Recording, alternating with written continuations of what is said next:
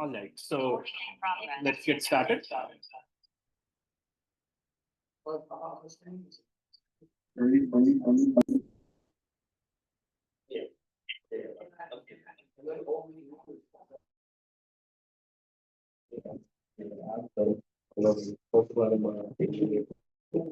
Yeah.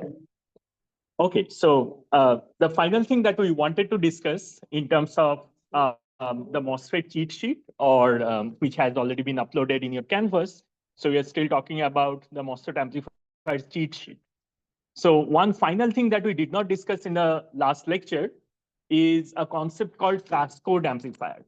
Now you have already seen something called a cascade of amplifiers. So basically, if you have for example, two amplifiers back to back. Let's say one amplifier has a gain of A1 and the next amplifier has a gain of A2. This is something you have already looked into in your, for example, homework number 5, right? That there were two amplifiers back to back and the overall gain would be the multiplication of the two gain. So this is called cascade of amplifiers. On the other hand, there is a different concept, a slightly different concept called cascade of amplifiers. So this is what we are going to discuss today. So cascade of amplifiers, the only difference between cascade and cascade is that for cascade, you have two different amplifiers, A1 and A2. So if you have gain of A1 from the first stage and A2 from the second stage, the overall gain will be A1 multiplied with A2. However, there is DC current, or there would be DC power consumption for both the amplifiers. So you have seen that every amplifier will draw some amount of current from the VDD. So for example, there is one VDD for amplifier A1, and there would be another VDD for amplifier A2. And both of these amplifiers will draw their own separate currents from the supply. On the other hand, you can merge these two amplifiers in a way that there is only one single VDD. Right? It is possible to do that in certain situations. So for example, one example is shown over here on the left, that there is only one VDD, and then you see that there are three MOSFETs right now, instead of two MOSFETs, or instead of, let's say, a MOSFET or a resistor. So what we are doing in this case is that you have your input voltage applied at the gate of MOSFET M1. Okay. And because this MOSFET M1 is connected in a common source configuration, because the source is grounded, the input is applied at the gate, and the output, let's say the final output is over here, but there would definitely be a voltage at this node as well. And again, there would be a current in this particular path as well, right? So how much would be that output current corresponding to the input voltage V in applied at the gate of transistor M1? That current would be Gm times V in, right? Because VGS for transistor M1 is equal to V in. So the current that will be flowing at the drain terminal of transistor M1 is going to be Gm times V in. Again, very simple concept, which you have learned before. So this current, which is now flowing in the drain terminal of transistor M1, but you can also consider it as the current that is coming out of the source terminal of transistor M2, right? The drain terminal of transistor M1 is same as the source terminal of transistor M2, and both of them are NMOS transistors. The gate of transistor M2 is connected to a bias voltage, and the input is connected at the source. So what kind of a configuration is this? We already know what type of configuration is this one, that if you have your NMOS transistor, your gate is an AC ground or a reference, then you're applying your input at the source terminal, and you're looking at the output at the drain terminal, right? So you already know what kind of a configuration that is, and that's a common gate configuration. So this is a common gate configuration because your gate is grounded. The common terminal is the gate, which you already know of. So what we have done is that we stacked the common gate on top of the common source. So this is something that is creating your common gate, and this is your common source, right? The common source amplifier converts the input voltage to an output current. That output current of the common source amplifier is same as the input current of the common gate amplifier over here. The M2 transistor acts as the common gate, and then you have a current at the input of that common gate, which is at the source terminal of M2. And the drain terminal of M2 is connected to V out.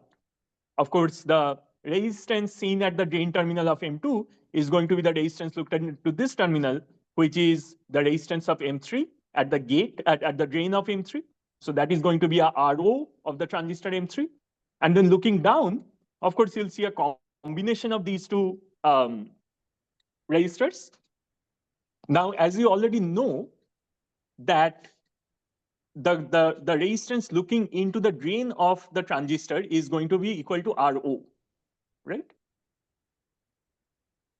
So if we try to find out what is the overall voltage gain now, that overall voltage gain would be the current at the output, which is equal to GMV in, because the same current is flowing through this branch, which is same as the current that is flowing through the top two transistors. There is only one branch over here, and that branch has to satisfy KCL.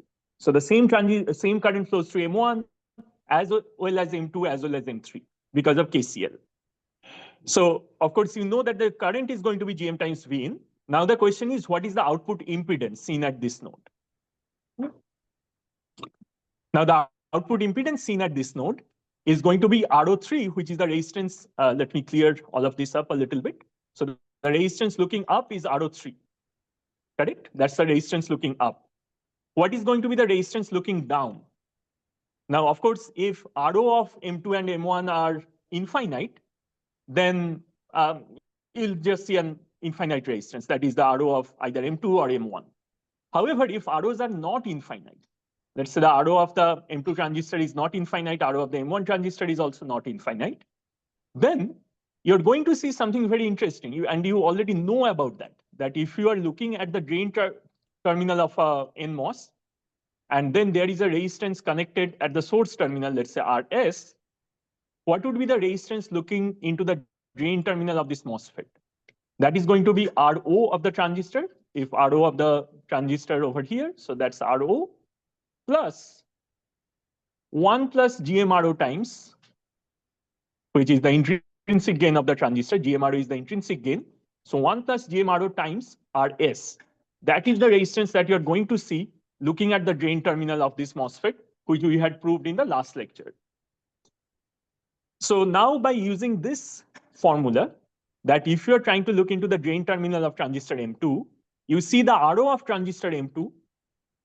Then there is a RO of the transistor M1 as well, but that RO of the transistor M1, that appears as the RS, right? So whatever resistance is connected at the source of that transistor M2. So looking down from this point, you will see RO of this transistor, because that's the drain of the transistor M1. So what would happen to the overall resistance looking into the drain of transistor M2? That is going to be RO of transistor 2 plus 1 plus GM2 RO2 times RO1, right? Again, just an application of this formula, nothing else. That looking into the drain of transistor M2, you are going to see the RO of transistor M2 plus 1 plus GM RO of transistor M2 times RO1, which is the resistance looking into the drain of this bottom transistor.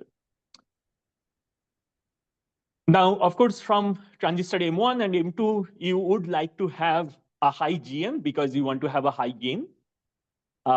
But as you try to have a high gain from these transistors, generally there is a trade-off that if you try to increase the GM of the transistor, the RO of the transistor falls down, because how to increase the GM of the transistor? You know that GM equal to beta times VOV. GM equal to beta times VOV or K times VOV. Now, of course, you can increase your GM by increasing overdrive. If you increase your overdrive, your current will increase, right? Because ID is equal to beta over 2 or K over 2 times V overdrive squared. So if you're increasing your overdrive, your current will increase, your GM will also increase. However, because your RO is equal to 1 over lambda ID, RO is equal to 1 over lambda ID, as you are increasing ID, and why are you increasing ID? Because ID is equal to beta over 2 times V overdrive squared. Beta over 2 or K over 2 times V overdrive squared. So as you are trying to increase the GM, invariably what will happen is that RO will come down. So if you want to increase, those two are not independent parameters. If you try to increase the GM of the transistor, the RO of the transistor generally suffers. And that's why GM times RO kind of stays around the same value for very low V overdrives or even like 0 V overdrive or close to that. It's not an absolute constant like the gain bandwidth product of the amplifier that we had discussed before, but there is a dependence that if you're trying to increase GM, your RO generally comes down. Okay. So what does that mean? That if you try to increase the GM of this transistor, the RO of that transistor will come down. On the other hand, you do not need to increase. The gain of the system will depend on the GM of this transistor, the input transistor. The gain of the system does not depend on the GM of the load transistor. The load transistor is just a resistor, right?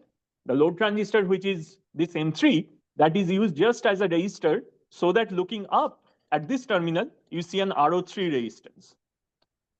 So if the job of RO3 is just as a resistance and not as a GM cell, you can have a very low GM for this transistor M3, but a very high RO.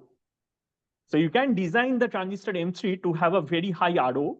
On the other hand, you cannot basically design the RO of M1 or M2 to be at the high number because you want GM out of those transistors. And that is the reason why you can approximate your RO to be, let's say, RO3 to be almost infinity or at least larger than the other ROs. So you have infinity in parallel with this term. And you can again approximate 1 plus GMRO as GMRO, which means that your overall gain is going to be GM1 times GM2 times RO2 times RO1. That's basically multiplication of two GMROs, GM1 RO1 multiplied with GM2 RO2. So by using the same current flowing from VDD to ground, you basically have merged two amplifiers, one common source amplifier and a common gate amplifier together so that you get a higher gain. So this is one way to increase the gain. Questions?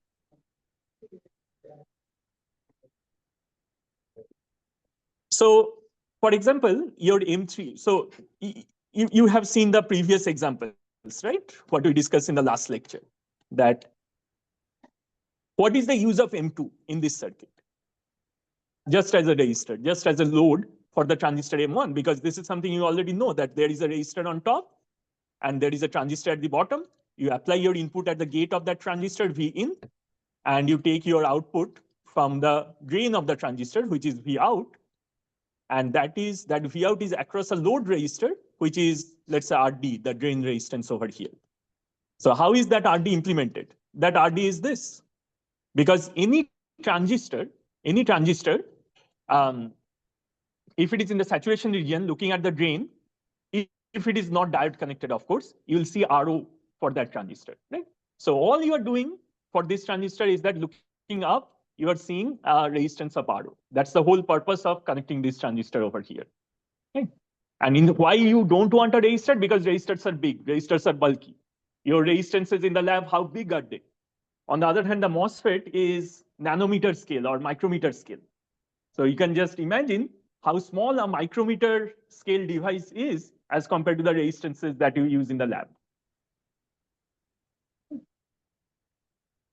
The same thing is happening over here as well in the next example, where we cascaded two amplifiers. The bottom part, this is what is your CS, your common source, that is converting your input voltage to an output current. And that output current is provided at the source of this common gate amplifier. So the overall gain that you see is a multiplication of the common source amplifier's gain with the common gate amplifier's gain, which is again nothing but GM1 R1 times GM2 R2, which is what you are getting over here as well.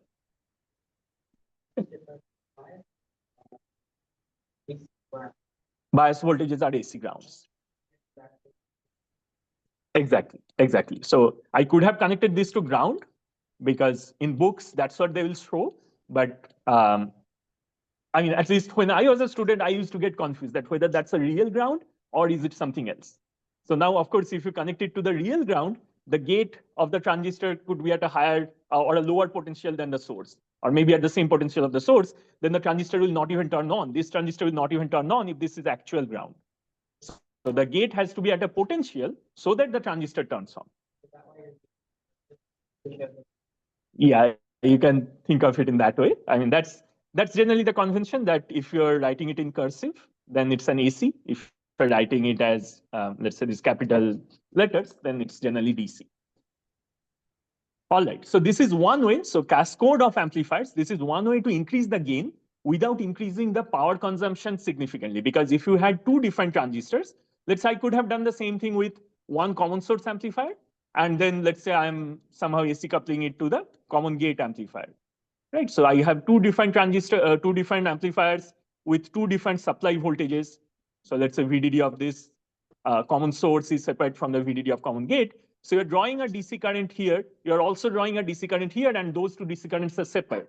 Here, what you have done is that there is only one DC current going through both of these transistors, both of these amplifier stages, and that current is reused.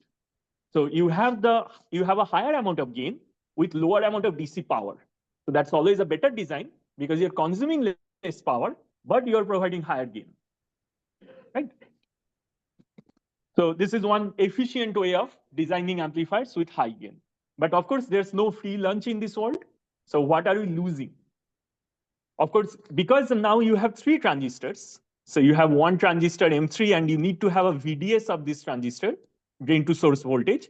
You need to have a drain to source voltage for this transistor, and you need to have a drain to source voltage of this transistor. And all of those drain to source voltages have to be higher than the V overdrive of individual transistors to make sure that the transistors are in saturation. You want all three transistors to be in saturation, right? Otherwise, they don't even work as expected. You cannot even use the formulas that you have learned, or you cannot use any of the concepts that you have learned in this course unless the transistor is in saturation. Okay. So to make sure that the transistor is in saturation, the VDS of each of those transistors has to be greater than V overdrive. So this is called voltage headroom, that how much the VDS of the transistor should be, at least, at the very least, so that you ensure that the transistors are in saturation. So this is called headroom of the transistor, voltage headroom. And that voltage headroom is V overdrive for each of these transistors. So we basically have 3 times V overdrive, or 3 times VGS minus VT for each of these transistors, or basically added up the VGS minus VT for each of these transistors. And that is the minimum DC headroom that you need to have for this case, which means if your overall rail-to-rail voltage, that is VDD to ground, VDD is called a supply rail, and ground is also called a supply rail, right? So your total amount of voltage headroom available between VDD and ground is equal to the value of VDD if ground is 0, right? Now, out of that total voltage, let's say this is 5 volt. Out of that 5 volt, let's say I need 1 volt to make sure that this transistor is always in saturation. I need 1 volt to make sure this transistor is always in saturation. And again, let's say I need 1 volt or 2 volt to ensure that this transistor is in saturation. So I'm eating up a total of 3 volts or 4 volts just to maintain the saturation of these transistors, right? Because if I don't have my VDD to be at least 3 volts, and each of those V overdrives are 1 volt each, then I need my VDD to be at least 3 volts so that my transistors are in saturation. But in that case, I cannot have any AC swing. Why? Because you have 1 volt drop over here, 1 volt drop over here, and 1 volt drop over here. Those are the minimum voltage drops that you need across the transistor. Remember this plot? Again, we have probably drawn it hundreds of times in this course yet, till this point. So this is the minimum voltage, this VDS to be equal to V overdrive. This is the minimum voltage that you need across the transistor so that the transistor is in saturation. So as soon as you have an AC around this voltage of V overdrive, the transistor will sometimes be in saturation and sometimes won't be in saturation, right? So if you're fluctuating this voltage, if you have a fluctuation in this voltage, you better have this fluctuation over here so that even if this voltage is going like moving left and right, it's always within this flat region and it's never going into the left side region, right? So which means you need much more than V overdrive to make sure that you can actually have an AC potential on top of that DC. Because AC means fluctuation in the DC. If your DC voltage is right at the boundary, right at the limit where the transistor is in saturation, then as soon as you have some kind of AC fluctuation, the transistor goes out of saturation for half of the time, right? So you cannot really bias it exactly at V overdrive. You have to bias it deeper into the right-hand side region, which means you need to have much more VDD, right? So this is a problem when you stack more and more number of transistors that you need more and more VDD to make sure that you can apply an AC signal. The other way of thinking about it is that if your VDD is fixed, if your supply is fixed, you can only allow a certain amount of AC signal at the output. If you allow more than that, if you allow more than a certain amount, then the transistors can go out of saturation. What is an example? Let's say this supply is 5 volt and you need 1 volt for making sure each of the transistors are in saturation. Then you are eating up 3 volt already. You just have 2 volts to make sure that your transistors or 5 minus 3, that will be 2. That would be the maximum amount of swing that you can allow at the output. So if the swing is more than 2 volts, and if each of the VDSs need to be 1 volt each, then you get a total of 5 volts. So with a fixed amount of supply, you'll only get 2 volt output swing. If the output swing is more than 2 volt, one of the transistors, I don't know which one, but at least one of the transistors will go out of saturation. Okay, so that is called a swing limitation. So if you have more number of transistors stacked like this, your swing limitation will be more severe. Imagine that if you had 2 transistors, which you saw earlier with normal common source or common gates. So if you still needed to have 1 volt VDS across each of those transistors, so 1 plus 1 would have been 2 volts with just 2 transistors, then you could have had a swing of 3 volts instead of 2 volts. So this is a limitation if you are cascading or cascoding, or if you are stacking transistors on top of each other, that the available voltage swing at the output keeps on reducing. That is called a swing limitation. The voltage swing is limited. So if you stack more, if let's say you have 4 transistors stacked, in that case, your output swing could only be 1 volt instead of 2 volt, because now you would have had 4 transistors and you would have had only 1 volt swing remaining as your headroom, right? So that is the price that you pay if you're cascading amplifiers.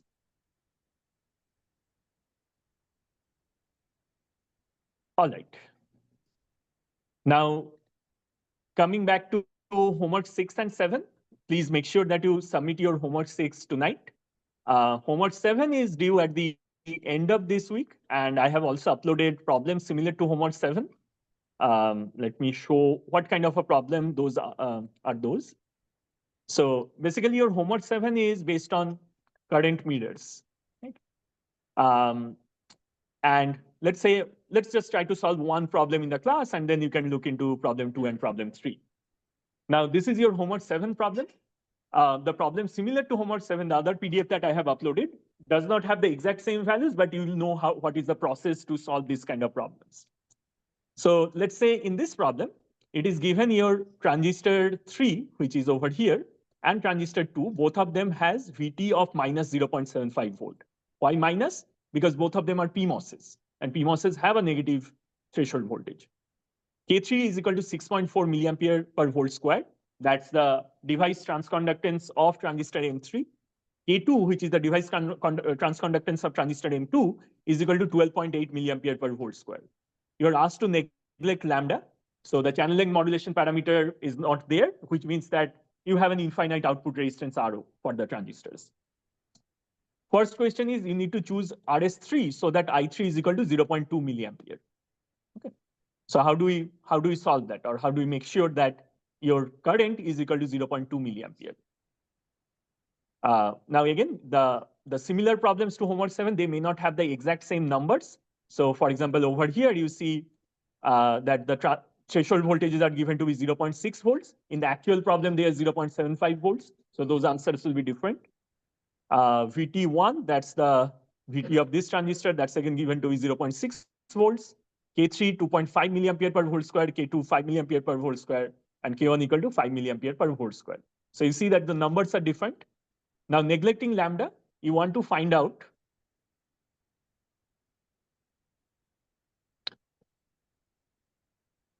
the Vout DC, the maximum and minimum value of Vout DC, for which all FETs are in the active region. Right? Oops, this is problem number 2. Sorry about that. So yeah, I saw that the problem actually changed. So let's say V3 and V2 is 0.6, K3 is equal to 2.5, K2 equal to 5, neglect lambda. choose RS3 so that I3 equal to 0.2 milliampere. So in the actual homework question, your I3 is 0.2 milliampere, but all these other numbers are different. So be careful of that. Now, how do you solve this problem? Again, just like your homework 4 or homework 5, you can find out what is going to be the V overdrive of these transistors, because you can find out everything or whatever you need to find out V overdrive that is already given in the problem. V overdrive is equal to square root of twice I3 over K3 for transistor 3 for this transistor.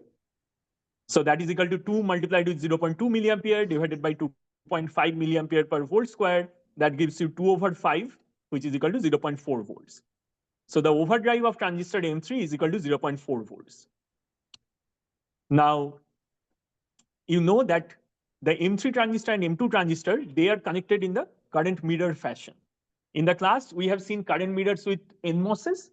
For PMOS, it's the same concept, exact same concept, nothing changes. So whatever current that is flowing in this branch, that same current will be copied in the other branch if the W over L ratios of the transistor M3 and M2 are equal. If M2 transistors W over L is 10 times that of M3, then the current flowing in M2 will be 10 times that of the current flowing in M3. So it's the same concept. It's just that now you have a PMOS instead of an NMOS. And of course, again, the VGS of each of these M3 and M2 transistors, what is the VGS of M3? Gate is connected at this point and source is VDD. Remember that this is a PMOS transistor. So your source is the top terminal, not the bottom terminal. For NMOS, we generally draw drain on the top, source in the bottom. For PMOS, source is on the top, drain on the bottom, because current flows into the source and comes out of the drain. And depending on the current direction, if your current is flowing from top to bottom, of course, source will be in top and drain at the bottom.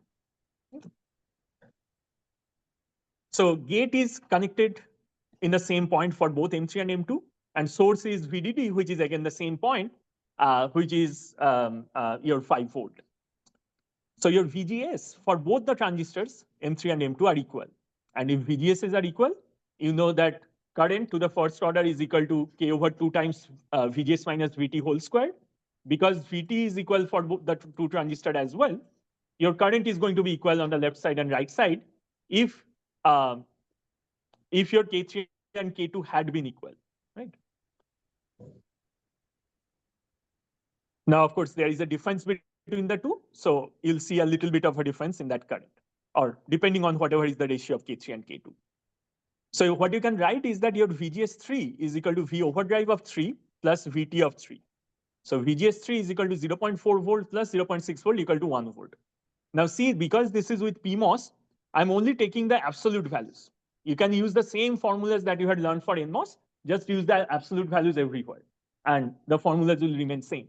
And if you did not use absolute values, you would have had to think about, instead of VGS, you had to think about VSG, because source is at a higher potential than gate for a PMOS, and VSG has to be higher than, let's say, 0.6 volts in that case. But if you just take the absolute values, you can always use the same formulas that you had learned for NMOS. So that's why I'm using the absolute values over here. Your VGS of 3 is equal to 1 volt. You can find that out because V overdrive of 3 plus VT3 gives you 1 volt.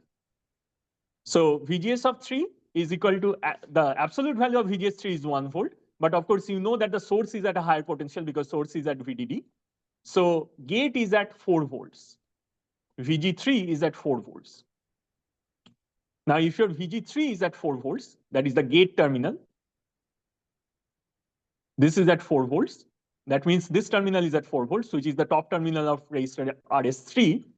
If you know the voltage of RS3 and you know the current through RS3, which is I3 equal to 0.2 milliampere, you can find out what would be the value of RS3 just from Ohm's law.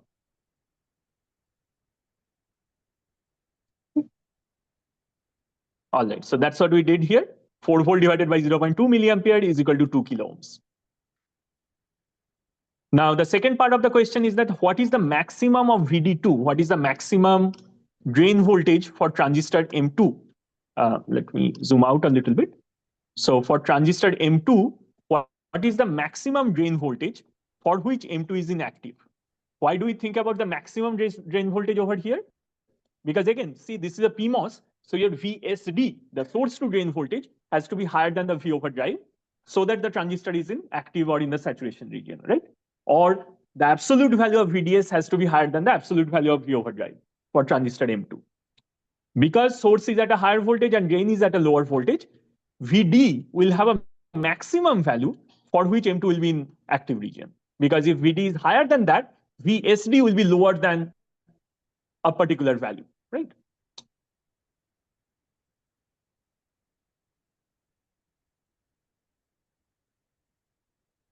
All right. So now to find that out, you already know that your VGS of transistor M2 and M3 are equal because gates are connected together, sources are connected together. So the overdrives of transistor 2 and transistor 3 are equal. So ID2, that is the current flowing through transistor M2 on the right-hand side branch. Let's see if I can zoom out a little bit more so that you can see everything on the same page. So ID2, that is the current flowing in the right-hand side branch, is equal to K over 2 times V overdrive 3 squared. Why V overdrive 3 squared? Because V overdrive of 3 is equal to V overdrive of 2, as we found out. So ID2 is equal to, you can just do that calculation, and you'll see that ID2 is 2 times ID3. And that makes sense because K2 was 2 times that of K3. The device transconductance of the right side branch transistor, which is M2, that was 5 milliampere per volt square, whereas left side transistor has 2.5 milliampere per volt square. So of course, the current is going to be a ratio of those two. And so K3 or the current flowing through M2, which is equal to I2, will be 2 times the current flowing in the left side branch because K3 is half of K2, and that ratio directly applies to the ratio of the currents as well. So your current on the right side branch is going to be 0.4 milliampere because on the left side branch, you have 0.2 milliampere. Okay. So on the right side branch, on this part, what you can draw is this circuit over here. That your VG3 is at 4 volt, the gate is at 4 volt, the VDD is at 5 volt, you have the transistor M2, and then you have VD2 with ID2 equal to 0.4 milliampere. You're asked to find out what is the maximum VD2 for which M2 is going to be active. So the maximum VD2, maximum voltage at this point, is going to be VDD minus minimum VSD, minimum of voltage drop across this transistor M2. What is the minimum voltage drop across any transistor if the transistor needs to be in saturation? So this is the voltage drop across the transistor, VDS. And this is the current through the transistor ID. What is the minimum value of VDS so that the transistor is in saturation? That minimum value is here, which is nothing but V overdrive, right? Because if VDS is more than V overdrive, the transistor is in saturation. So VD2 max is equal to VDD minus VSD2 min, and VSD2 min is nothing but V overdrive of transistor M2. So VDD minus V overdrive of 2, which is 5 volt minus 0.4 volts, which is 4.6 volts. So that is the answer of your part B. So similarly, take a look at question number 2 and question number 3. They're very similar. The solutions, or basically solutions to similar problems, are given here in that other document. Let me know if there are any questions on this.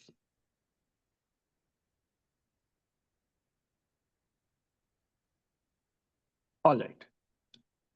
So with that out of our way, we kind of finished all our discussions on single-ended amplifiers, and we were going to start a little bit on differential amplifiers. So first, I'll be talking about what is the difference between single-ended and differential operation, and then how does the basic differential amplifier looks like, right? And then what would be the equations for that differential amplifier, and how we are going to use or analyze the differential amplifier in our circuits. Now, a single-ended signal, the difference between a single-ended and a differential amplifier is very simple. That for a single-ended operation, you're going to take a look at the voltage or current at one particular point, one particular terminal in the circuit, and your reference will be, let's say, the ground, the reference point in the circuit. For differential operation, you're going to take a look at two different points in the circuit, let's say point X and point Y. So node X and node Y, and none of them need to be the ground. None of them need to be the ground. You're just looking at the difference between X and Y and calling that as the differential signal between X and Y. Right? It's just the difference of the signals, which could be voltages or currents at two different points. For single-ended, you can again assume or imagine that single-ended is a difference of the node that is in question or the node that you're interested in with ground, right? That's also a difference. Single-ended operation is also a difference between the node that you are interested in and the ground. Whereas for differential operation, you're always going to take a look at the difference of two signals. Now, that is not the full picture. That is only half of it. The other part of the definition is that whenever we are talking about true differential operation, you will be talking about signals which are complementary to each other in terms of phase. So if the signal at your node X looks like this sine wave with a positive half cycle first and then a negative half cycle, the signal at point Y will look like this, a negative half cycle first followed by the positive half cycle.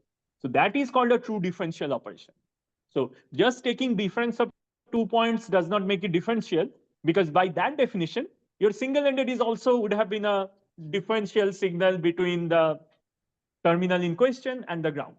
But we don't say that, right? We don't say that it's a differential signal between point X and ground. We just say that it's a single-ended signal. So to make sure that the signals are truly differential, they need to be two sine waves, but 180-degree phase shifted from each other. Now, the center potential, the DC potential of that sine wave, is called the common mode level. So generally, you keep the same common mode level for the two terminals X and Y, because if there is a DC difference, you have to take into consideration the DC difference as well, right? But if the DC difference is 0 and the AC difference is such that there is a 180-degree phase shift between the two, what is the differential signal between point X and point Y? So it will be the sine wave on the left minus the sine wave on the right, which will be equal to a larger sine wave. So if this is one volt peak to peak, so let's say this is 1 volt peak to peak, and this is also 1 volt peak to peak, the same number, the difference of those two will be a sine wave which is 2 volts peak to peak, right?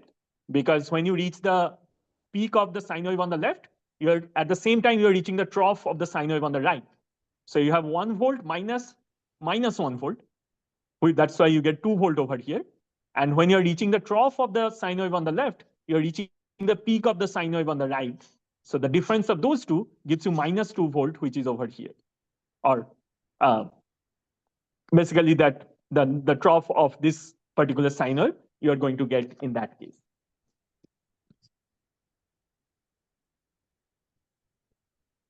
All right.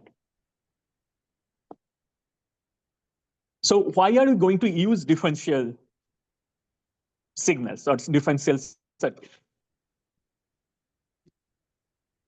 One scenario is mentioned over here, that let's say you have a amplifier. You already know what kind of an amplifier this is. If this is your input at the gate, this is basically a common source amplifier. Okay. So you have a sine wave at the output, which is the drain node. Your source is grounded, your input is at the gate. You have a sine wave. Ideally, you would have had a sine wave at the output node, which is Vx. However, a chip does not only have one transistor. A chip can have millions of transistors, right? Intel's chips or Qualcomm's chips, TI chips, they can have millions of transistors. And let's say there is a digital inverter over here, which buffers or drives the clock signal in the circuit. So let's say there is a digital part of the circuit and there is an analog part. So this is an analog amplifier, but somehow there is a digital, so let me draw it with a different color. So the blue part is basically a digital clock, which has been laid out very close to that analog output line.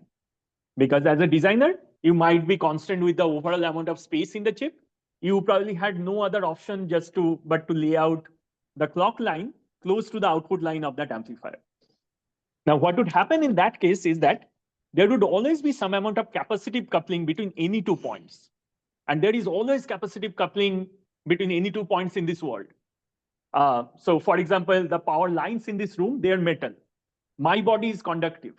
So there is a capacitance between the power line and my body. If I just touch an oscilloscope probe right now, you'll see that there would be a 60 hertz coupling on my body, which is coming from the power lines. So I am picking up 60 hertz from the power lines because my body is conductive, the power line is conductive, and there is air in between, which is an insulator. So if you have metal, insulator, metal, that becomes a capacitance. So you always have capacitance between two objects, or at least between two metal lines in this world. So if your clock line, if this line is a metal, and if the bottom, this one is also a metal, then there is always some amount of capacitance between these two lines. What would be the effect of that capacitance?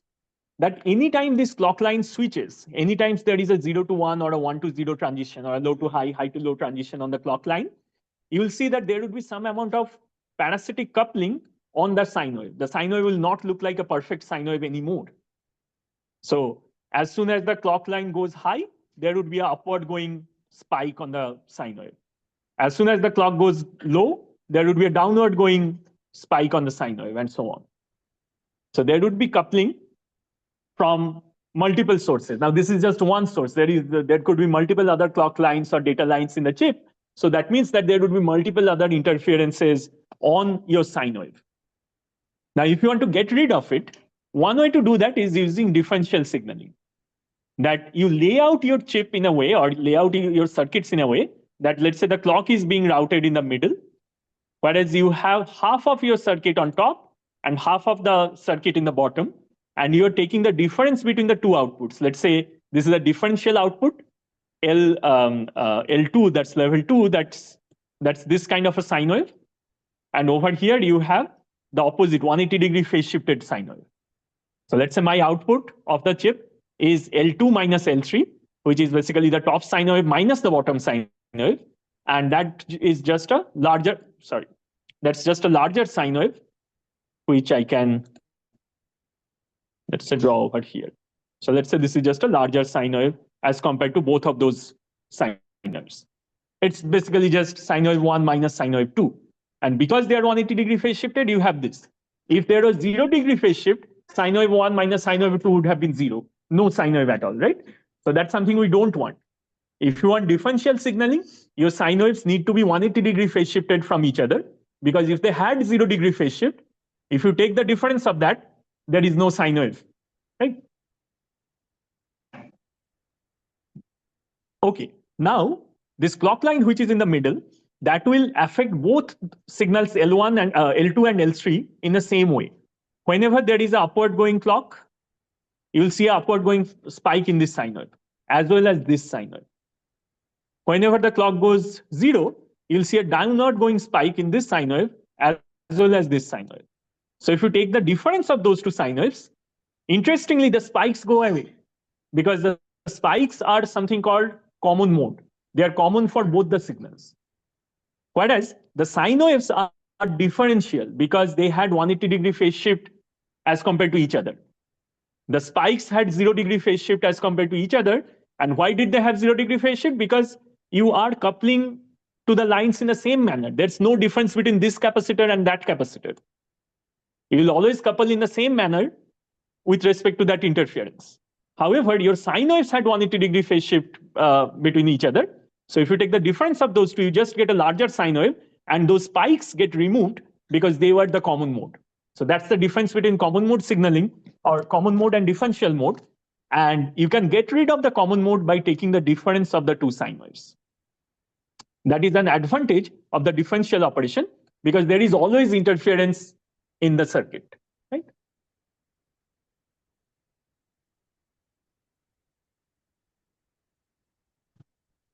One other source of common mode interference could be the noise in the supply voltage. So all of you have done lab experiments, and you know that if you just look at the VDD of the source meters or the power supplies that you use in the lab, those are not fixed DC, right? Even though we say that those are DC voltages, you'll see that there's always noise on top of the DC, right? Now, what happens in a single-ended operation is that as you are applying a VDD which is noisy, some amount of that VDD will be parasitically coupled to the gate as well. Right? Some of that noise has parasitic coupling with the gate.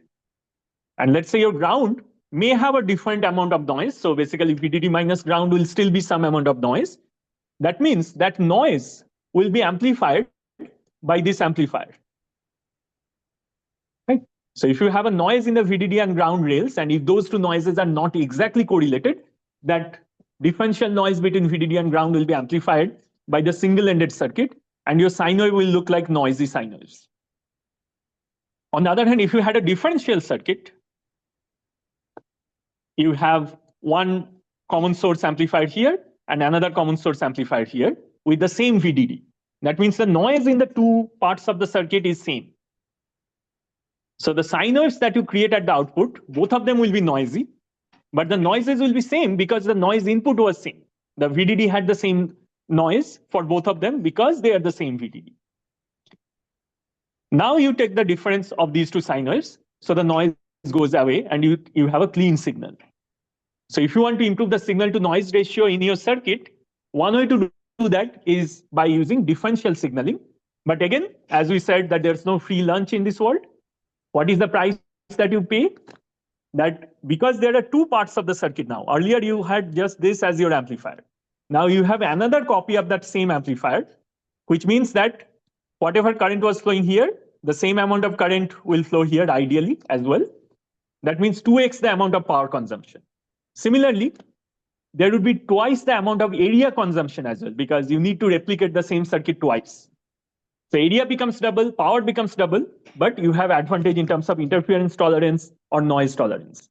Because noise or interference is common mode, whereas the signal, the original signal, is differential mode.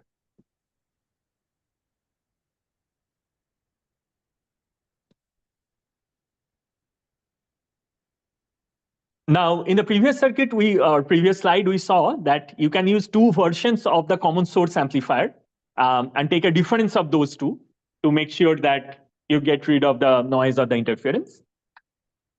This is another way to get rid of the noise coming from the clock lines. But of course, remember that this will only solve the interference coming from this clock line. But if there are other circuits, those interferences will not be compensated out. So what is done here is that instead of making the original common source amplifier a differential circuit, you create clock and clock bar. They are just inverted versions of each other. So when clock goes high, clock bar goes low. When clock goes low, clock bar goes high. So now let's say you place clock and clock bar at the same distance away from this L1 line, which means that you will have the exact same amount of capacitance from line L2 as well as line L3 to the line L1. And because those capacitances are same, you will have the exact same amount of interference from the top clock and from the bottom clock bar. And they will compensate for each other because when the clock goes high, clock bar goes low, and they will try to compensate for each other, and you'll get a cleaner sine wave. However, this is not a full solution because this only saves you from clock and clock bar. If there are other interferences, let's say I had the 60 hertz in the circuit, or I had supply voltage noise, or I had some interference on the ground, this approach will not save you from those scenarios. So it's always better to actually replicate the original circuit, which is your common source amplifier, and they take the differential version of it. Okay.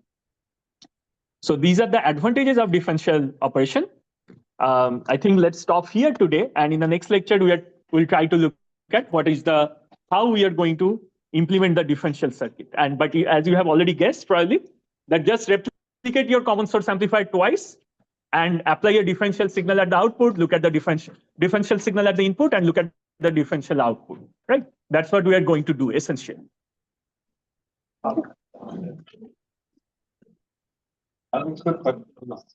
Sure.